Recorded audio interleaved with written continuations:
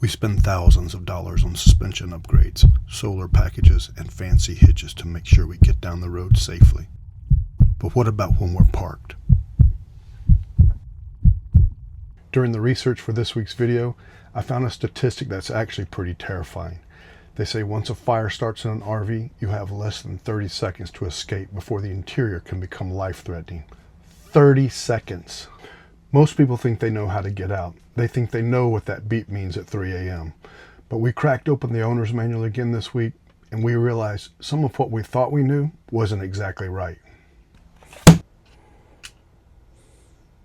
Now, this video isn't about warranties today.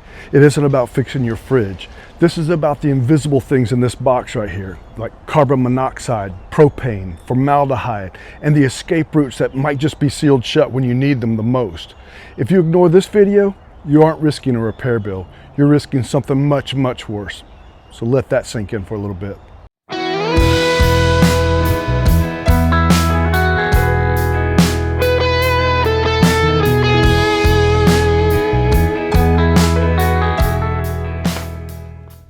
Welcome back to the channel. I'm continuing my deep dive into the owner's manual this week. Now, if you've been following along, you know we started this series last week, and you know we started digging through this book right here, learning all the stuff the dealers forget to tell us, like the pass-through warranty exclusions or the axle ratings. If you missed that, you can click the link that's right up here. But today is different. We're looking at the safety protocols listed right here in the manual, covering fire, severe weather, emergency exits, and air quality. Now I know what you're thinking. Steve, I know what a smoke alarm is. I have one in my house, but do you know how to maintain it? Do you? Because an RV isn't a house. It shakes, it rattles, it bounces down the highway like an earthquake. The way you maintain these systems in a rolling box is completely different than in a sticks and bricks home. We're going to talk about why your emergency window might not open when you pull the handle. We're going to talk about that new RV smell that's actually a chemical called formaldehyde. And we'll go over the specific electrical setup you might need if you plan to upgrade your propane detector like we did a couple episodes back. You can check that episode out right here. So stick around, make sure you subscribe to this channel and ring that notification bell because we're doing a really deep dive into this manual, and trust me, you're not going to want to miss a single episode. So go ahead, pause the video now and hit that subscribe and bell button. You'll thank yourself later. All right, let's start with the immediate threats, fire and getting out. This is an egress window. The manual clearly states that an egress window is designated for emergency exits only. It goes on to say that you need to be familiar with how to operate these latches. Here's the key thing that most new RV owners don't realize. These windows, they can stick. If the seals haven't been broken in a while, or if the unit is brand new and say it sat on the lot baking in the sun, that rubber seal can bond to the glass. So in simpler terms, the manual says to pull this little red handle and then push the window out. And then it goes through here and he just locks on a little ledge right there. But if you haven't done this, if you haven't tested it, do you really want the first time you try and open it to be when the smoke's filling up the rig? I don't think so. So make sure you give that a try, familiarize yourself with it and know how to work it. And look at this, the screen. On some models, the screen pops out with the window. On others, you have to physically rip it out. You need to know which one you have before you're in a panic. Like mine, we've got this little red tab right here. All we do is we just pull it like this and the whole screen will come off. Set it aside. Then you can push that on through. It's probably best if you get yourself, and I'm guilty of not having this, some kind of like a dowel rod or something that we can prop up against here and hold that window up, because that's your exit right there. So I don't think we want this thing scraping down our back, and we only got, like I said, less than 30 seconds to make this all happen. So I got to figure out, for safety, we need to put a dowel rod here and figure out a place that it always stays so that we can access it very easily. But let's go back to the other side, or to the outside, and let's see how tall this thing is, because that's quite a drop. If you've got a fifth wheel like ours, that's quite the drop. I mean, I got this tape measure out. Let's see what it measures.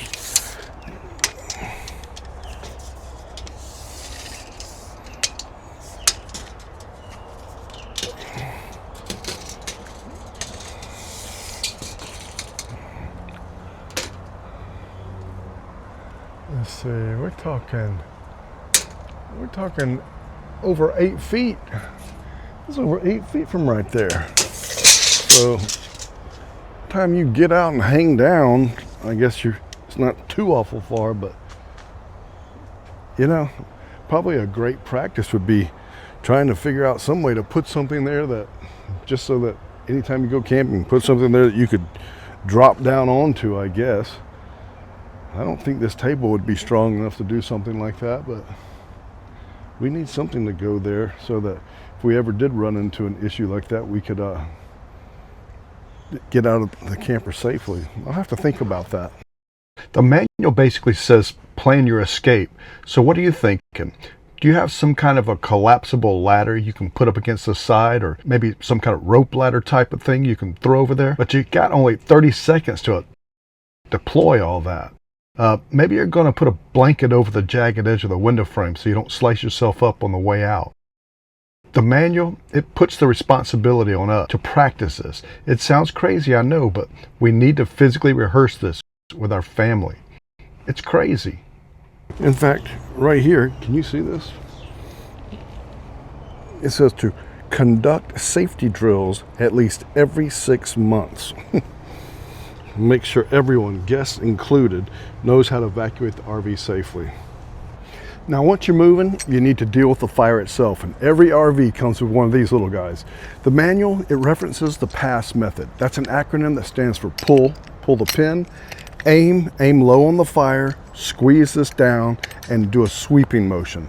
But there's another gotcha moment. This little extinguisher, it only lasts for about 8 to 10 seconds. That's it. And the manual explicitly says do not attempt to fight a fire unless you can do so safely. Your rig is made of wood, glue, and fiberglass, so it'll burn fast.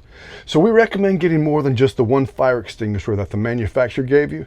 Maybe put one in your bedroom, another one in the pass-through, or in your outside kitchen if you have one. Because if a fire starts in the kitchen and your only extinguisher is in the kitchen, well, you're kind of out of luck. Another topic they touch on fire safety is you should teach everybody the stop, drop, and roll technique. If you're not familiar with that, I'm sure everyone is, but maybe for younger kids, stop in place, don't run, drop to the ground, roll back and forth with hands shielding the face from the fire. So there's some basic stuff in here, but it is safety tips, and they are included in our manual. And another important thing is to have an escape plan. Say there's a tornado watch, you need to evacuate. Make sure that everybody knows where the point of meetup is going to be. We were from Colorado, we had a lot of fires out there, and you'd get evacuated, and you needed to know where you're going to meet your family if one person got evacuated before the other got home or anything like that. So basically just have a plan in place. You know, pet safety. They suggest you have a 3-day supply at least of dry food and fresh water for your pet. There's a lot of really useful information in this. I mean, it sounds boring, but there is a lot of information here that we should probably familiarize ourselves with. So that's why you're watching this video, so I can help you through it. Now let's talk about these detectors that are supposed to warn us before the fire gets that bad. Most of us, we treat the smoke alarm as a nuisance. It goes off when we burn the toast, you wave a towel at it, you curse at it, and you move on. But the manual, it's got some very specific instructions here that I guarantee 90% of us are ignoring. First off, the manual clearly states test the smoke alarm operation at least once per week during use. Once per week?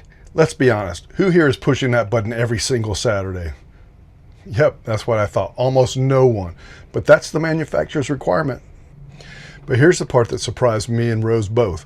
The manual says you need to vacuum the dust off the cover of the alarm monthly. Why? Because dust, cobwebs, and road grime can block the sensors. This means it either won't go off when there's a fire, or it causes those false alarms that drives us crazy in the middle of the night. So if your alarm is chirping and you just put a fresh new battery in it, don't just rip it off the ceiling and throw it in the drawer, like I'm often tempted to do. Get the vacuum. It might just be dirty. And remember, most of these are just a standard 9-volt battery unit. They're probably not even hardwired to your rig's massive battery bank. So if your battery dies, you got no protection. All right, let's move on to the scary one, the carbon monoxide, or the CO. The manual calls this one the silent killer because you can't smell it, you can't see it, and you can't taste it. The manual lists the symptoms right here: dizziness, vomiting, intense headache, and sleepiness. In an RV, these are often mistaken for the flu or just being tired from a long drive. If everyone in the family suddenly feels sick after you turn on the furnace or the generator, get out immediately. Don't take a nap. That nap could be the last one you take. This is critical for those of you running generators. The manual warns that even if the exhaust is pointed away, a shift in the wind can blow the carbon monoxide right back into your open windows or roof vents. So they recommend closing your windows and your vents when running the generator. If your carbon monoxide detector is chirping, it might not be a bad detector. It might mean your RV house batteries are low. Unlike the smoke alarm, the carbon monoxide detector is usually hardwired to the RV's 12-volt system. I guarantee you there's someone watching this who has cut the wires on the detector because it wouldn't stop beeping, not realizing their battery disconnect switch was off or their converter was failing. The manual is very specific here. Do not disconnect safeguards, and check the date on the back of your sensors. These things expire every 3 to 5 years. If your rig is a 2023 or older, you might be due for a new replacement sensor. So go ahead and check your date. No, seriously, pause the video and go check it. The manufacturer also requests that we test our carbon monoxide alarm at least once every week to make sure that it is working properly, and not surprising, to vacuum the carbon monoxide alarm cover once a month and then retest it again. Next up is the propane gas alarm. Ours is combined with our carbon monoxide detector. That's the one I just showed you a bit ago. This is the one that's down near the floor because propane is heavier than air. And if you have a gas leak, it sinks and it fills up the floor like water, and then it can explode. Now, if you've been around RVs for a while, you know that the stock detectors can be incredibly sensitive. Hairspray, dog farts, cleaning chemicals, they can all set this thing off. It's truly annoying, I know. Now, we actually replaced our stock propane detector with a high-quality household detector to stop the false alarms, but this is a huge but too. There is a critical safety warning I need to give you. If you plan to do this, most household detectors run on 110 volts AC power, like a wall outlet. Your stock RV detector runs on a 12 volt battery power. So if you replace a stock detector with a household plug-in unit and you lose shore power, that detector can turn off. You only have a 9 volt battery for protection. We're able to use a household unit because we have a whole house inverter wired to our battery bank. So even when we unhook from shore power, our batteries keep that household detector running 24/7. If you don't have a whole house inverter that stays on, you may not want to replace your hardwired 12 volt detector with a plug-in model. You could be violating the safety protocols in this manual and put your family at risk. You want your detector to warn you even when you aren't plugged into the shore power. In that instance, you might want to stick with your 12 volt RV specific model. But if you're interested in installing the household unit, check out this link right up here. Finally, flipping through here, we found a section that the manufacturers legally have to include, but they really don't like talking about: indoor air quality. You know that new RV smell, that crisp factory scent that tells you just spent a lot of money? Yeah, that's actually formaldehyde and other volatile organic compounds, or VOCs you may have heard of. The manual explicitly states your recreational vehicle contains materials that may emit formaldehyde. It comes from the glues, the particle board, the fabrics, and the flooring. This section warns that these chemicals can cause eye irritation, nausea, and respiratory issues. And it gets worse when it gets hot. If you leave your RV closed up in the summer sun, those chemicals cook out of the walls and build up inside. It's called outgassing. So what does the manual say to do? Ventilation. Open windows, operate fans, especially during the first few months of ownership. We actually did a bake out when we first got this rig. We cranked up the heat, opened up the vents, and let it sit for a few hours a day just to force the chemicals out. Of course, it didn't hurt that we were in the winter in Colorado, but this actually ties directly into another huge topic in the manual: condensation and mold. This is especially important for prolonged occupancy. If you're living in your RV full-time or using it in cold weather, the manual puts the responsibility squarely on you. An RV is a small sealed box. When you breathe, cook, or shower, you create humidity. In cold weather, that humidity hits the cold walls and turns to water. The manual says condensation is not a warrantable defect. Basically, if you let mold grow, it's your fault. It says to use your exhaust fan when cooking or showering. If you see water on the windows, That is a warning sign. The moisture has nowhere to go, and it could turn into mold behind your cabinets if you're not careful. So we recommend getting a small dehumidifier or using products like Damp Rid, because if mold starts growing, the warranty explicitly excludes damage from condensation and mold. That's on us. Look, I know talking about formaldehyde, carbon monoxide, and emergency exits, it isn't as fun as talking about camping in the mountains or at the beach. But knowing your manual, specifically the safety section, gives you a fighting chance. It helps you understand what you're breathing, how to prevent mold from rotting your walls, and how to keep your family safe when things go wrong. That's why we're doing this series, to help educate you and make sure you're safe out there on the road. So if you found this video helpful, hit that like button and let us know. Tell us in the comments, have you ever actually practiced your emergency escape route? Be honest. Let's try and help each other out there. Well, that's going to do it for this week's episode. Next episode in the series, we'll be going over the pre-travel section of the manual. We're doing this section by section of the owner's manual. So if you missed last week's video, make sure you check it out. I'll leave a link to the whole playlist at the end of this video, so make sure you check that out. Well guys, as always, stay safe out there. We'll see you next week.